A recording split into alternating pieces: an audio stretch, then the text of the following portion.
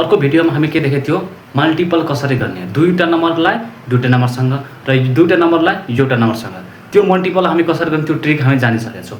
आज हामी mix fraction कसरी गर्ने त्योको बारेमा हामी चर्चा गर्न गइरहेका छौँ। पनि यहाँ जस्तै कि यहाँ धेरै नम्बर दिएको छ 6/2/5 यस्तो खाली क्वेसन आयो भने हामी कसरी त्यसलाई हामी सल्भ गर्न सक्छौँ।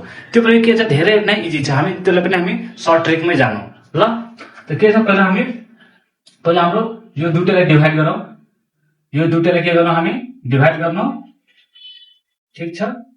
के आउँछ हामीलाई 2 र 3 बाट डिभाइड गर्दा कति आउँछ हाम्रो 3 आउँछ। यहाँ कति आउँछ 2 आउँछ। यहाँ कति आउँछ 3 आउँछ। यहाँ कति आउँछ 4 आउँछ। त्यसैले हामीले के गर्ने यो र योसँग मल्टिपल गर्ने जति नम्बर आउँछ त्यो लेख्ने। कति आयो हाम्रो 15। यहाँ कति आयो यो र यो मल्टिपल गर्नु 7 2 जा 14। यो र योसँग फेरि के गर्नु हामी मल्टिपल गर्नु 8 3 जा 24। या फेरि यो र योसँग मल्टिपल गर्नु 9 4 जा 36।